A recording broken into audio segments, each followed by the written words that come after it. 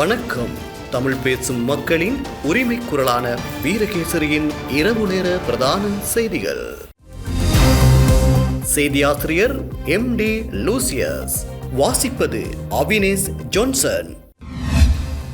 12 லட்சம் ரூபாய் விட்ஸ்காருக்கும் 80 லட்சம் ரூபாய் வரி, மக்களை ஏமாற்றிய அனுர அரசு என குற்றச்சாட்டு. இலங்கையில் டிஜிட்டல் அடையாள அட்டை இந்தியா தொடர்பு பட்டுள்ளதால் பாரிய சந்தேகம் என தகவல்.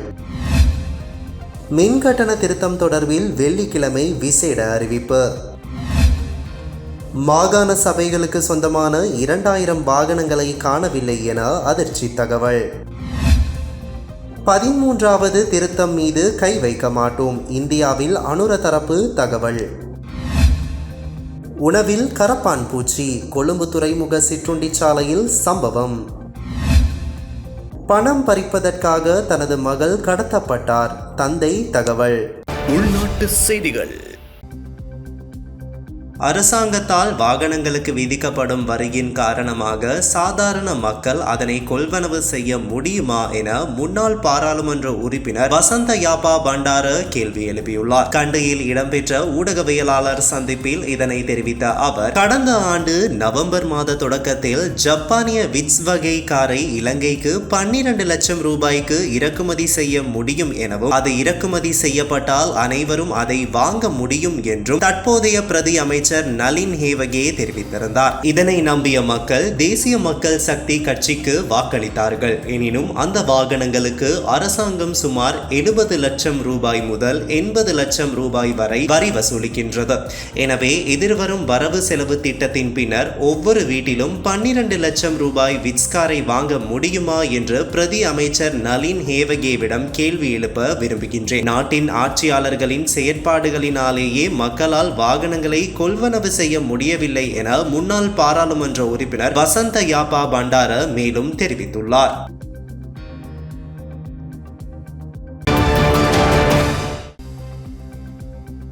இந்திய நிறுவனம் மூலம் வழங்கப்படும் டிஜிட்டல் அடையாள அட்டைகளில் பொதுமக்களின் பயோமெட்ரிக் விவரங்களை ஒருங்கிணைப்பதற்கான காரணங்களை தெளிவுபடுத்துமாறு மக்கள் போராட்ட இயக்கம் வலியுறுத்தியது.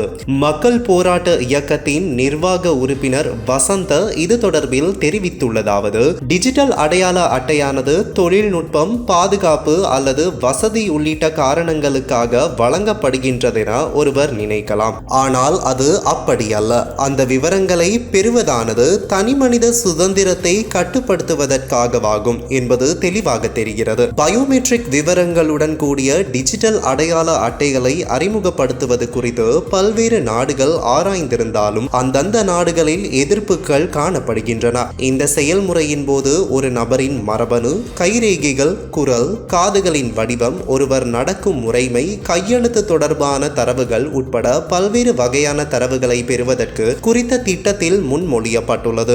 அதில் உள்ள பிரச்சனை என்னவென்றால், அரசாங்கத்தின் ஈடுபாட்டுடன் டிஜிட்டல் அடையாள அட்டைகளை வழங்குவதற்காக இந்த விவரங்கள் அனைத்தையும் சேகரிக்க இந்தியாவுக்கு நாங்கள் அனுமதி வழங்குகிறோம் என்பதாகும் என அவர் தெரிவித்தார். இதே நேரம் இந்தியாவுடன் இணைந்து அறிமுகப்படுத்தப்படவுள்ள டிஜிட்டல் அடையாள அட்டையானது தேசிய பாதுகாப்பிற்கு அச்சுறுத்தலை ஏற்படுத்தாது என டிஜிட்டல் பொருளாதார பிரதி அமைச்சர் எரங்க வீரரத்ன தெரிவித்துள்ளார்.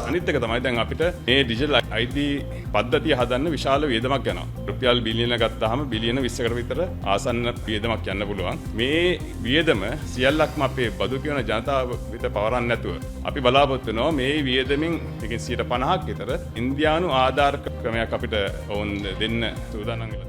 இந்த நடவடிக்கையானது 100% பாதுகாப்பானது என அவர் குறிப்பிட்டுள்ளார். இந்த அடையாள அட்டையை தயாரிப்பதற்கு பெரும் தொகை செலவிடப்படும் என்றும் அதில் 50% இந்திய உதவியுடன் செய்ய திட்டமிடப்பட்டுள்ளதாகவும் அவர் குறிப்பிட்டுள்ளார். கைரேகை, முகம் மற்றும் கண் கருவலயம் ஆகியவற்றை இணைத்து டிஜிட்டல் அடையாள அட்டை தயாரிக்கப்படும் என்றும், காகிதத்தில் இல்லாமல் டிஜிட்டல் முறையில் கைரேகைகள் பதிவு செய்யப்பட உள்ளதாகவும் தெரிவித்துள்ளார். புதிய டிஜிட்டல் அடையாள அட்டையை இம்மாதம் முதல் அறிமுகப்படுத்தி அடுத்த மாதம் முதல் வழங்க திட்டமிடப்பட்டுள்ளதாக பிரதி அமைச்சர் தெரிவித்தார். மின் கட்டண திருத்தம் தொடர்பான இறுதி தீர்மானம் பொது பயன்பாடுகள் ஆணைக்குழுவினால் எதிர்வரும் வெள்ளிக்கிழமை வெளியிடப்படவுள்ளது. 2025 ஜனவரி மாதம் முதல் எதிர்வரும் ஜூன் மாதம் வரையான 6 மாத காலப்பகுதிக்கு தற்போது நடைமுறையில் உள்ள மின் கட்டண நடைமுறையை அவ்வாறே முன்னெடுத்துச் செல்ல மின்சார சபை யோசனை முன்வைத்துள்ளது. இந்த யோசனை தொடர்பில் கடந்த டிசம்பர் மாதம் 17ஆம் தேதியிலிருந்து 9 மாகாணங்களையும் உள்ளடக்கும் வகையில் மக்கள் கருத்து கணிப்புகளை முன்னெடுக்க பொது பயன்பாடுகள் ஆணைக்குழு நடவடிக்கை எடுத்திருந்தது. அந்த கருத்து கணிப்புகள் கடந்த 10ஆம் தேதியுடன் நிறைவடைந்துள்ளது. இதன்போது மின் கட்டணத்தை 20 தொடக்கம் 30% குறைக்க யோசனை முன்வைக்கப்பட்டுள்ளதாக பொது பயன்பாடுகள் ஆணைக்குழு தெரிவித்துள்ளது. மின் கட்டணத்தை குறைப்பதா அல்லது தற்போது நடைமுறையில் உள்ள கட்டண முறையை அவ்வாறே நடைமுறைப்படுத்துவதா என்பது தொடர்பான தீர்மானத்தை நாளை மறுதினம் அறிவிக்க பொது பயன்பாடுகள் ஆணைக்குழு நடவடிக்கை எடுத்துள்ளது. அடுத்ததாக வி ரவுண்டப். மாகாண சபைகளுக்கு சொந்தமான சுமார் 2000த்திற்கும் அதிகமான வாகனங்கள் அண்மைய தினங்களில் காணாமல் போயுள்ளதாக பொது நிர்வாக மாகாண சபைகள் மற்றும் உள்ளூராட்சி அமைச்சின் தகவல் வட்டாரங்கள் தெரிவிக்கின்றன. இவ்வாறு காணாமல் போயுள்ள வாகனங்களுள் வெவ்வேறான அதிசொகுசு கார் மற்றும் ஜீப் வண்டிகள் உள்ளடங்குவதாக தெரிய வருகிறது. மேலும் மாகாண சபைகளில் வெவ்வேறு அமைச்சுக்கள் மற்றும் நிறுவனங்களுக்கு சொந்தமான வாகனங்கள் அவ்வப்போது காணாமல் போயுள்ள நிலையில் குறித்த வாகனங்கள் தொடர்பிலான தகவல்களை கண்டறிய தற்போது விசாரணைகள் மேற்கொள்ளப்பட்டு வருவதாகவும் கூறப்படுகிறது. இதேவேளை மாகாண சபை தலைவர்களுக்கு ஒதுக்கப்பட்ட அதிசொகுசு வாகனங்கள் அரசியல்வாதிகளுக்கு நெருக்கமான அதிகாரிகள் பயன்படுத்தியுள்ளதாக தகவல்கள் வெளியாகியுள்ளதாக அமைச்சு தகவல்கள் தெரிவிக்கின்றன. மத்திய மாகாண சபைக்கு சொந்தமான சுமார் 31 வெவ்வேறு வாகனங்கள் தொடர்பான தகவல்கள் தணிக்கைக்கு வெளியிடப்படவில்லை என்று அறிக்கை கூறுகிறது. தென் மாகாண சபைக்கு சொந்தமான மோட்டார் சைக்கிள் உள்ளிட்ட 201 வாகனங்களின் பௌதீக இருப்பு தொடர்பில் தகவல்கள் வெளியிடப்படவில்லை என தணிக்கை சுட்டிக்காட்டுகிறது. 2021ஆம் ஆண்டுடன் ஒப்பிடுகையில் கடந்த 2024ஆம் ஆண்டில் வெளிநாட்டு பணவனுப்பல் 10.1% அதிகரித்திருந்ததாக இலங்கை மத்திய வங்கி அறிவித்துள்ளது. 2023ஆம் ஆண்டில் வெளிநாட்டு பணவனுப்பல் 5969.6 மில்லியன் அமெரிக்க டாலராக பதிவாகியிருந்தது. இந்த நிலையில் கடந்த ஆண்டில் வெளிநாட்டு பணவனுப்பல் 6575.4 மில்லியன் அமெரிக்க டாலராக பதிவாகியுள்ளதாக தெரிவிக்கப்பட்டுள்ளது. வடக்கு உட்பட நாட்டின் 9 மாகாணங்களிலும் போலி வைத்தியர்கள் சிலர் கடமையாற்றுகின்றார்கள். அவர்கள் அடையாளம் காணப்பட்டு அவர்களுக்கு எதிராக சட்ட நடவடிக்கை எடுக்கப்படும் என்று சுகாதார அமைச்சர் நலிந்த ஜெயதிச தெரிவித்துள்ளார். மருத்துவத்துறை மகத்தானது. போலி வேடம் தரித்து எவரும் மருத்துவத்துறைக்குள் உள்நுழைய முடியாது. மக்களின் உயிருடன் விளையாட எவருக்கும் இடமளிக்க முடியாது என அவர் குறிப்பிட்டுள்ளார். அரசியல் தலையீடு இன்றி ஆசிரிய இடமாற்றங்கள் மேற்கொள்ளப்பட வேண்டும் என இலங்கை ஆசிரியர் சங்கத்தின் பொதுச் செயலாளர் ஜோசப் ஸ்டாலின் தெரிவித்துள்ளார். கடந்த அரசாங்க ஆட்சி காலத்தில் போன்று அரசியல் காரணிகளின் அடிப்படையில் இடமாற்றங்கள் இடைநிறுத்தப்படக்கூடாது என அவர் கூறியுள்ளார்.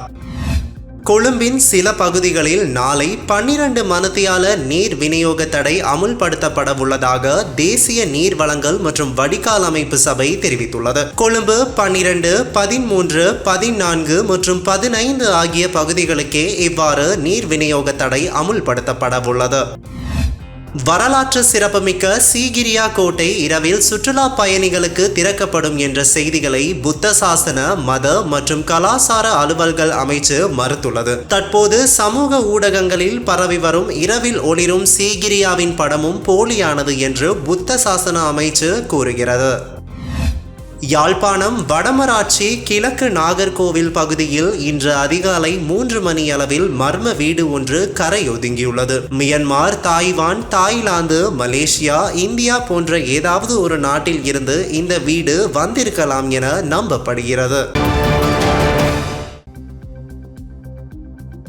13வது திருத்தச் சட்டத்தினை தமிழ் மக்கள் தமக்கு கிடைத்த உரிமையாக கருதுகின்ற நிலையில் அதில் கை வைப்பதற்கு நாங்கள் முனையவில்லை என கடற்றொழில், நீரியல் மற்றும் கடல் வளங்கள் அமைச்சர் ராமலிங்கம் சந்திரசேகர் தெரிவித்தார். சென்னையில் நடைபெற்ற அயலக தமிழர் மாநாட்டில் பங்கேற்பதற்காக சென்றிருந்த அவர் தமிழக தொலைக்காட்சியொன்றுக்கு வழங்கிய செவ்வியின் போதே இதனை தெரிவித்துள்ளார். தொடர்ந்து கருத்து தெரிவித்த அவர் தமிழ் மக்கள் 13வது திருத்தச் சட்டத்தினை தமக்கு கிடைத்த உரிமையாக கருதுகின்றார்கள் என்பதை எம்மால் உணர்ந்து கொள்ள முடிந்துள்ளது. அதன் அடிப்படையில் தான் நாம் எமது தேர்தல் விஞ்ஞாபனத்தில் அதனை உள்ளீர்த்திருந்தோம். அது மட்டுமன்றி 13வது திருத்தச் சட்டம் நாட்டின் அடிப்படை சட்டமான அரசியல் அமைப்பிலும் காணப்படுகின்றது. அந்த வகையில் எதிர்வரும் மார்ச் மாதம் அளவில் உள்ளூராட்சி மன்றங்களுக்கான தேர்தலை நடத்த உள்ளதோடு அதனை அடுத்து இந்த ஆண்டின் இறுதியில் அல்லது அடுத்த ஆண்டின் முற்பகுதியில் மாகாண சபைகளுக்கான தேர்தலை நடத்துவதற்கு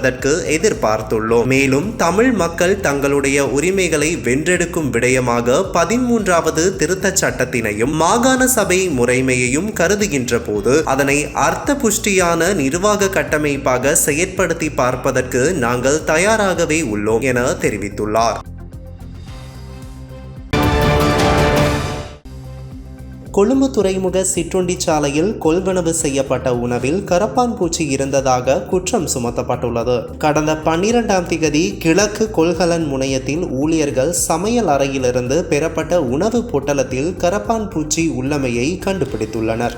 கொழும்பு துறைமுக சமையல் அறையில் சமைக்கப்படும் உணவு தொடர்பிலும் அதன் நிர்வாகம் மற்றும் தரம் ஆகியவற்றில் கடுமையான விமர்சனங்கள் உள்ளதாக சுட்டிக்காட்டப்பட்டுள்ளது. கடந்த சில நாட்களுக்கு முன்னர் கத்தியில் இருந்து உடைந்த சிறிய துண்டு ஒன்று உணவில் இருந்து கண்டுபிடிக்கப்பட்டதாகவும் ஊழியர்கள் தெரிவித்துள்ளனர். மருத்துவர்கள் அடங்கிய ஒரு குழுவினால் சமையல் அறையில் உணவு பாதுகாப்பாக சமைக்கப்படுவதை உறுதி செய்யும் பணியில் ஈடுபடுத்தப்பட்டுள்ளனர். எனினும் அண்மைய நாட்களில் சில தொழிற்சங்கங்களின் செல்வாக்கால் உணவு பாதுகாப்பு குறைந்துள்ளதாகவும் ஊழியர்கள் குற்றம் சுமத்தியுள்ளனர். இலங்கை துறைமுக அதிகார சபையின் செயற்பாடுகள் குறித்து துறைமுக ஊழியர்கள் கடும் கோபம் அடைந்துள்ளதாகவும் சுட்டிக்காட்டப்படுகிறது.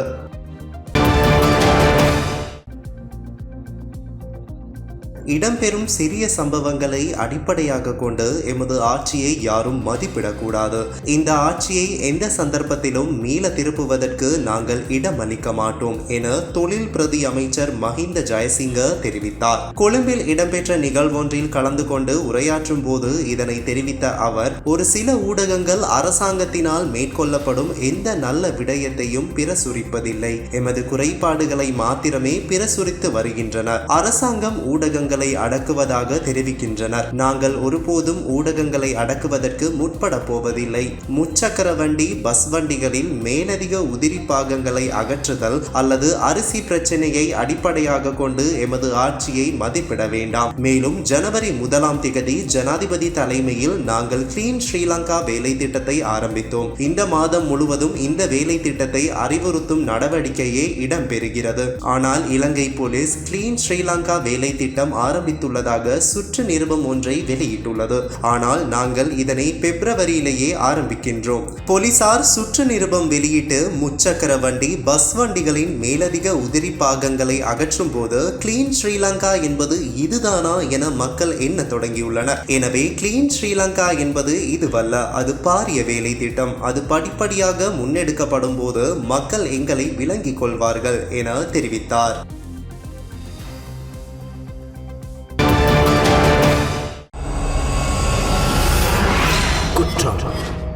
நடந்தது என்ன? கண்டி கெலியோயா தவுளுகல ஹபுகஹா யடதென்ன பகுதியில் பாடசாலை மாணவியொருவரை கடத்திய சம்பவத்துடன் தொடர்புடைய வேனின் சாரதியை எதிர்வரும் 27ஆம் திகதி வரை விளக்கமறியலில் வைக்குமாறு கம்பளை நீதவான் உத்தரவிட்டுள்ளார். சம்பவத்துடன் தொடர்புடைய சந்தேக நபர்கள் கம்பளை நீதவான் முன்னிலையில் நேற்று பிரசன்னப்படுத்தப்பட்ட போது குறித்த உத்தரவு பிறப்பிக்கப்பட்டுள்ளது. அதே நேரம் சம்பவத்துடன் தொடர்புடைய பிரதான சந்தேக நபரையும் நேற்று காலை கைது செய்யப்பட்ட மற்றைய சந்தேக நபரையும் இன்று வரை தடுத்து வைக்குமாறு நீதவான் காஞ்சனா கொடித்துவக்கு உத்தரவிட்டார். கடத்தப்பட்ட மாணவி அவரது தந்தையிடம் நேற்று ஒப்படைக்கப்பட்டார். இந்த சம்பவத்துடன் தொடர்புடைய மூன்றாவது சந்தேக நபர் நேற்று கம்பளை ஜெயமலாபுர பகுதியில் கைது செய்யப்பட்டார். அத்துடன் சம்பவத்தின் முக்கிய சந்தேக நபர் அம்பாறையில் கைதான அதேவேளை அவர்கள் பயணித்த வேனின் சாரதி கம்பளை கஹடபிட்டிய பகுதியில் தவுளுகல போலீசாரால் கைது செய்யப்பட்டார். இதனிடையே தமது மகள் பணம் பறிக்கும் நோக்கத்திற்காக கடத்தப்பட்ட மாணவியின் தந்தை குற்றம் சாட்டியுள்ளார். கேகாலை தெரணியகல பகுதியில் 18 வயது யுவதி கடத்தப்பட்ட சம்பவம் ஒன்று பதிவாகியுள்ளது. இந்த சம்பவம் தொடர்பாக 2 இளைஞர்கள் கைது செய்யப்பட்டதாக போலீசார் தெரிவிக்கின்றனர். குறித்த யுவதி அதே பகுதியில் வசிக்கும் 19 வயது இளைஞன் ஒருவருடன் காதல் உறவிலிருந்து வந்துள்ளதாக தெரிய வந்துள்ளது. இதற்கு குறித்த யுவதியின் வீட்டார் எதிர்ப்பு தெரிவித்தமையினால் குறித்த இளைஞர் தமது நண்பருடன் யுவதியின் வீட்டிற்கு சென்று அவரை கடத்தியுள்ளமை விசாரணைகளில் தெரிய வந்துள்ளதாக போலீசார் தெரிவித்துள்ளனர். இரத்தின கற்களை உள்ளாடைகளில் மறைத்து வைத்து சீனாவுக்கு கொண்டு செல்ல முயன்ற சீனாவை சேர்ந்த 2 கட்டுநாயக்க விமான நிலையத்தின் புறப்படும் முனையத்தில் வைத்து கைது செய்யப்பட்டதாக சுங்க அதிகாரிகள் தெரிவித்துள்ளனர்.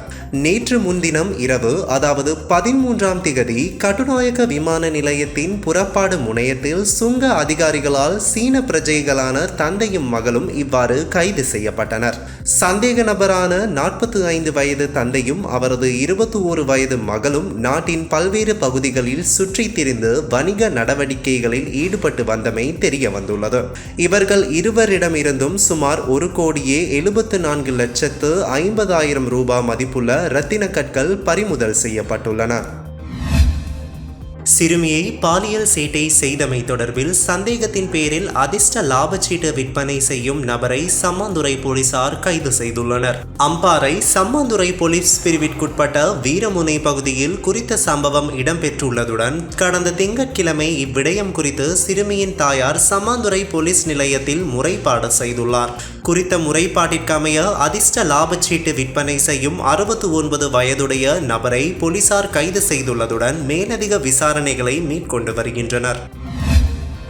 தொடங்கொடை வில்பத்த பகுதியில் உள்ள வீடொன்றின் மீது இன்று அதிகாலை துப்பாக்கி பிரயோகம் மேற்கொள்ளப்பட்டுள்ளதாக தொடங்கொடை போலீசார் தெரிவித்துள்ளனர். வீட்டின் ஜன்னல் மீது 4 முறை துப்பாக்கி சூடு நடத்தப்பட்டதாக போலீசார் தெரிவித்தனர். இந்த துப்பாக்கிச் சூட்டில் யாருக்கும் காயம் ஏற்படவில்லை என்றும் களுத்துறை பிரதேச குற்றப்புலனாய்வு அதிகாரிகள் விசாரணைகளை மேற்கொண்டதுடன் விசேட அதிரடி படையினரும் வரவழைக்கப்பட்டுள்ளனர். போதைப்பொருள் கடத்தல்காரர் என கூறப்படும் கம்பொல விதானலாகே சமந்தகுமார எனப்படும் வெலேசுதா, அவரது மனைவி மற்றும் மற்றொரு பெண்ணுக்கு கொழும்பு உயர் நீதிமன்றம் 8 ஆண்டுகள் கடூழிய சிறை தண்டனை விதித்து தீர்ப்பளித்துள்ளது. ஹெரோயின் போதைப்பொருள் கடத்தல் மூலம் 17 கோடிக்கும் அதிகமான சொத்துக்கள் மற்றும் பணம் சட்டவிரோதமாக ஈட்டப்பட்ட சம்பவம் தொடர்பில் வெலேசுதா உள்ளிட்ட 3 எதிராகவே இந்த வழக்கு தாக்கல் செய்யப்பட்டிருந்தது. அதன்படி நீண்ட சாட்சிய விசாரணைக்கு பிறகு விசாரணையை முடித்து வைத்த உயர்நீதிமன்ற நீதிபதி தீர்ப்பை இன்று அறிவித்துள்ளார். இன்றைய நாணய மாற்று விகிதம்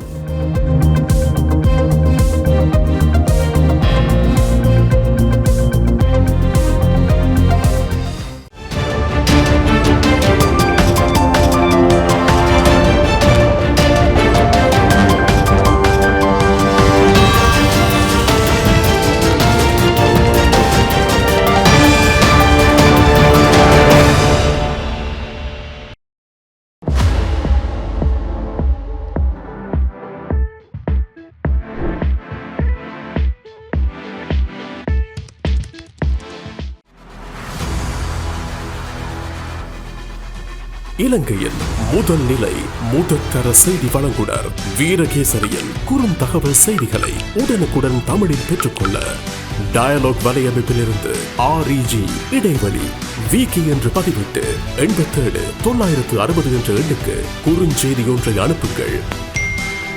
வீரகேசரி செய்தியுடன் இணைந்திருங்கள்.